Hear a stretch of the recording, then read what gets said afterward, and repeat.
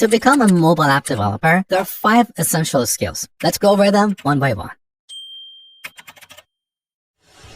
There are basically 2 ways to build mobile apps, native or cross-platform. With native development, we can build an app that runs only on a particular platform like iOS or Android. This approach gives us full control over the capabilities of the target platform, resulting in great performance and the best user experience. However, the downside is that if you want to build the same app for a different platform, we have to create a separate project in an entirely different language and ecosystem. This means 2 separate projects and 2 sets of bugs to fix. That's where cross-platform or multi-platform development comes to the rescue. With cross-platform development, we can reduce development time by reusing the same code for different platforms and potentially reduce bugs. Fixing a bug once means it's fixed across multiple platforms. Now, for native development, we have a few options. For iOS, we can use Objective-C, which is an older language, or Swift, which is modern and preferred. For Android, we can use Java, which is a traditional language, or Kotlin, which is modern and preferred. For cross-platform development, the option depends on the framework or toolkit we use. There are several cross-platform toolkits like React Native, Flutter, Kotlin Multi-Platform, Maui, and a few others. Let's dive into each one.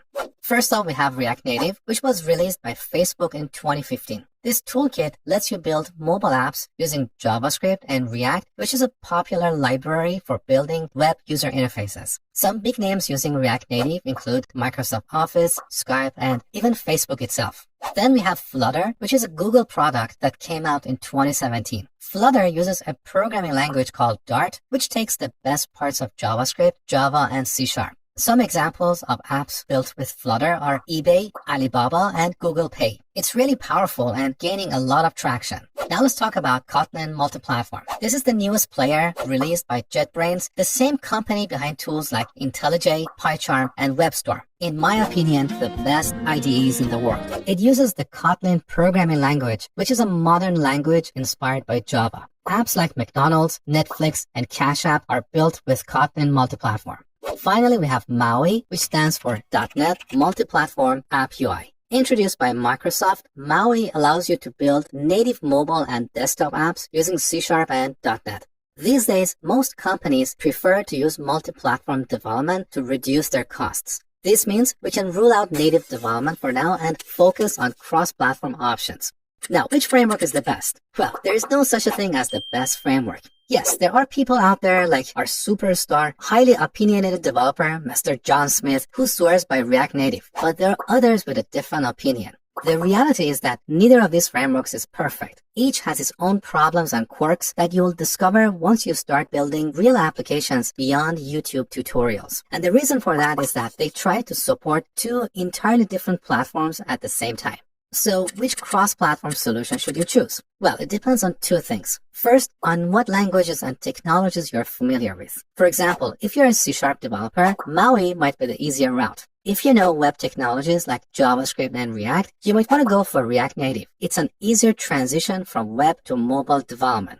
The other factor is job opportunities. There are often more jobs available for React Native and Flutter. Here you can see the number of open positions for different types of mobile app developers in the US. Now, this is the current situation here and may be different where you live. Maybe there are more job opportunities for a Flutter developer. So I recommend doing your own research rather than taking my or someone else's advice about which route to choose. But realistically, if you're looking for a career in mobile development, you would have to choose between React Native and Flutter. If you have basic web development skills, React Native is a better route. Otherwise, I would recommend Flutter because Dart, which is the programming language that Flutter uses, is a nicer language to work with than JavaScript. It's more modern and doesn't have the quirks and weird parts you find in JavaScript. So decide between JavaScript or Dart and commit to a study plan. I believe if you dedicate 3 to 5 hours every day, you can learn the essence of either of these languages in about 2 months. I have a bunch of tutorials on this channel and complete courses on my website if you're looking for structured learning. Again, links are in the description box. The next thing you need to learn is a version control system like Git. Git is not a programming language. It's a tool we use to track changes to our code and collaborate with others. Git and GitHub, which is a platform that hosts Git repositories, are essential for every developer. Now, Git has a ton of features, but you don't need to know them all for everyday use. Think of it like the 80-20 rule. 80% of the time, you use 20% of Git's features. 1 to 2 weeks of practice is enough to get up and running.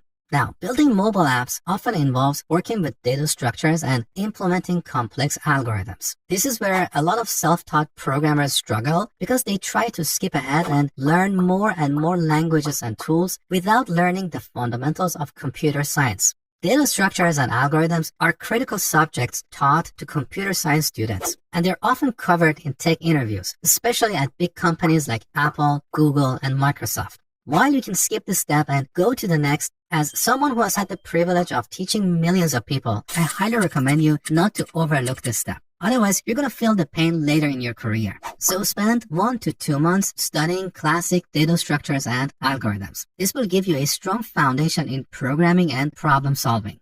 The next thing I would recommend learning, which again, a lot of self-taught developers miss, is design patterns. Design patterns are proven solutions to common software design problems. There are 23 classic design patterns documented in the book Design Patterns by the Gang of Four. Many of these patterns are used in mobile frameworks, so learning them will give you a deeper understanding of object-oriented design principles and how these mobile frameworks work under the hood. Now, I have to tell you, this book is pretty old and written in C++.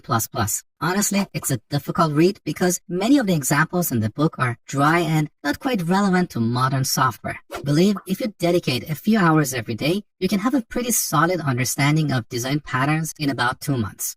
Alright, the next thing you need to learn is a mobile framework, which we talked about before. For Dart, you should learn Flutter, and for JavaScript, you should learn React Native. Assuming you have a solid background in programming, you can learn either of these frameworks in about 2 months. So if you dedicate a few hours every day and follow this roadmap, you'll have the necessary knowledge to apply for an entry-level mobile developer job in about 8 to 12 months. If you have any questions, please let me know in the comments below. I'll do my best to answer you right here or in my future videos. If you enjoyed this video, please give it a like and subscribe for more useful content.